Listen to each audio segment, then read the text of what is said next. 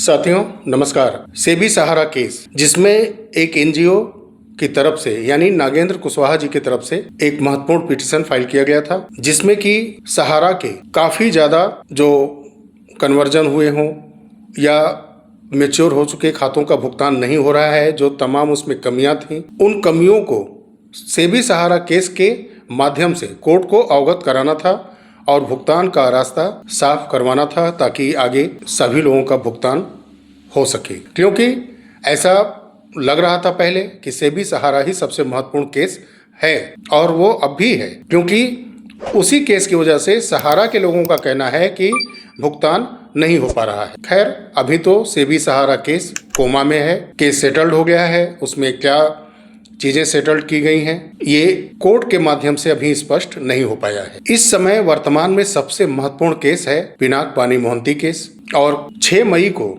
जिस तरह से अचानक से सुनवाई इसमें हुई थी, और उसके बाद 11/8/2025 का डेट टेंटेटिव लिस्टिंग किया गया था सुनवाई के लिए, और फिर उसके बाद 2 दिन आगे पीछे और कई डेट पड़े, फिर उसको हटाए गए, फिर नए डेट आए, लेकिन फाइनली 11 को कुछ देर सुनवाई हुई, और फिर सरकार के आईए पर, यूनियन ऑफ इंडिया के आईए पर, आईए नंबर 174168 पर सुनवाई 18/8/2025 को निश्चित की गई थी। टेंटेटिव सेट थी वो, फिर उसको बढ़ा करके 22/8/2025 किया गया, फिर उसको 25/8/2025 किया गया, फिर उसको 26/8/2025 किया गया, फिर फाइनली उसको 29/8/2025 किया गया। लेकिन कल एक महत्वपूर्ण सुनवाई 22/8/2025 को थोड़ी देर के लिए हुई, ठीक उसी तरह से जैसे कि 6 मई को 2 आईए पर सुनवाई हुई थी।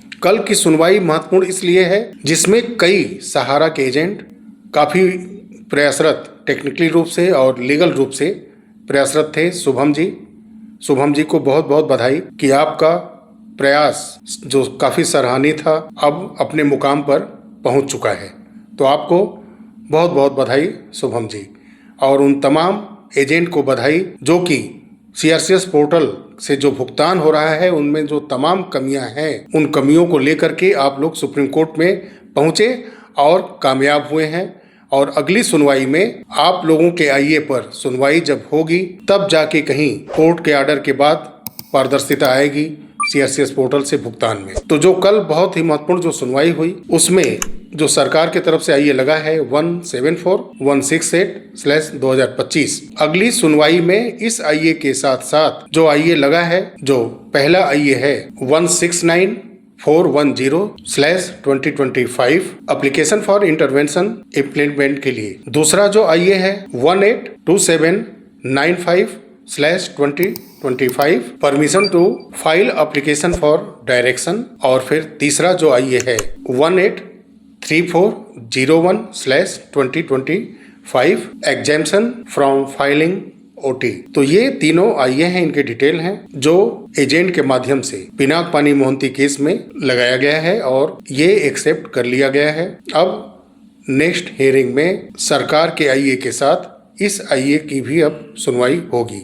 जो कल सुनवाई हुई है उसमें 26/8/2025 की सुनवाई डेट निश्चित की गई है, और जो पोर्टल पर इस समय शो कर रहा है 29/8/2025 शो कर रहा है। तो सुनवाई तो होनी है, और मुझे लगता है कि 26/8/2025 को ही सुनवाई होगी। बहुत ही महत्वपूर्ण आईए इसलिए हम इसको कह रहे हैं क्योंकि आम निवेशकों की जेब से जो पैसे पहले लेते हैं सहारा के पॉलिसी में जमा कराने के लिए, वो एजेंट ही होते हैं। वो जानते हैं ग्राउंड लेवल पर कैसे निवेशकों को मोटिवेट करके पैसे लिए जाते हैं, और उन्होंने कैसे पैसे लिए। तो ग्राउंड लेवल की रियलिटी एजेंट के अलावा कोई नहीं जानता, और भुगतान में क्या क्या कमियां हैं उनसे बेहतर भी कोई नहीं जानता। जो तमाम डेफिशिएंसी हैं, मल्टीपल मेंबरशिप है, डेथ क्लेम है, नेम मिसमैच है, 5 लाख के ऊपर जिनका जमा है उनके लिए आईटीआर की डिमांड है, जो 10,000 50,000 के रूप में भुगतान दिया जा रहा है। इसमें पारदर्शिता जरूरी है।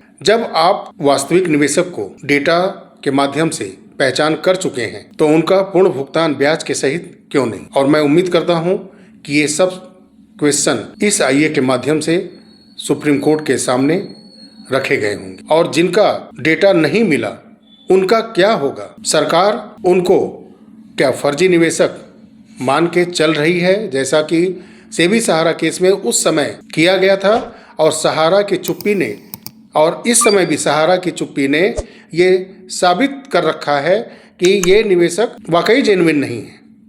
जो एजेंट की तरफ से ये आईए लगाए गए हैं, इसमें बताना होगा।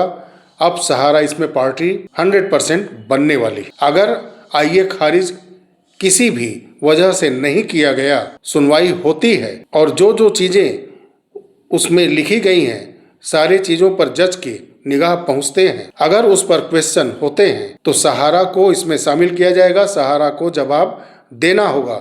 नहीं तो जो सरकार भुगतान कर रही है उसको जवाब देना होगा। जवाब उन रिटायर्ड जज जो इसमें कमेटी के माध्यम से इस पर निगाह रखे हुए हैं, सुभाष रेड्डी जी, एमिकस क्यूरी, गौरव अग्रवाल जी, जवाबदेही उनकी भी है कि आपने कभी जो डेफिशिएंसी आई है उसको सही कराने के लिए जब आप एक कमेटी बना करके इस भुगतान को संचालित कर रहे हैं तो आपने क्या किया कि एक इतना बड़ा 95% से ऊपर निवेशकों का एक बड़ा वर्ग सोसाइटीज कंपनियों के सहारा के फर्जी डेटा के रूप में अलग कर दिए गए। तो वो कमेटी क्या की? उस कमेटी के ऊपर इस मामले में कोई भी प्रभाव नहीं पड़ा। कभी ये जानने की कोशिश की नहीं उन्होंने कि सहारा के ऊपर के अधिकारियों को बुलाया जाए और इस मामले को सुलझाया जाए, डेटा के लिए कहा जाए कि ये क्यों नहीं इनका डेटा मिल पा रहा है, और इन सब चीज़ों को कोर्ट के माध्यम से या मीडिया के माध्यम से क्यों नहीं सामने रखा जा रहा है।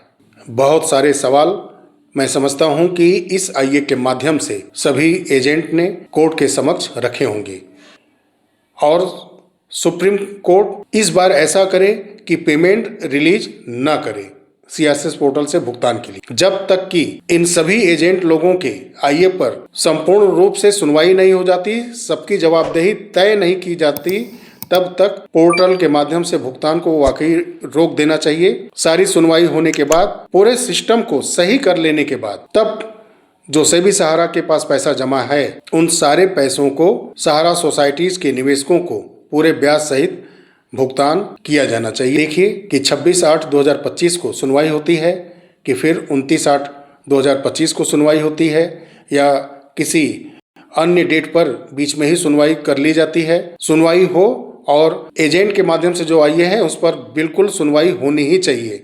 ऐसा न हो कि कोई भी प्रेशर में आकर के इन आईए को कहीं खारिज न कर दिया जाए या इनको पेंडिंग में न रख दिया जाए, क्योंकि हर घंटे बदलाव हो रहा है केस में। तो ऐसा ना हो कि कुछ पैसे सुप्रीम कोर्ट के माध्यम से रिलीज कर दिए जाएं कि नहीं वही सही तरीका है भुगतान का, और इस केस पर इस आईए में अगर सुनवाई होती है तो मामला और खराब हो सकता है। तो ऐसा तो सुप्रीम कोर्ट को नहीं करना चाहिए। एक स्पष्ट और निष्पक्ष सुनवाई करनी चाहिए ताकि सहारा के सभी कंपनी के सभी पॉलिसी के जमाकर्ताओं को न्याय मिल सके। चलिए मिलते हैं अगले वीडियो में, तब तक के लिए नमस्कार। जय हिंद, जय भारत, वंदे मातरम।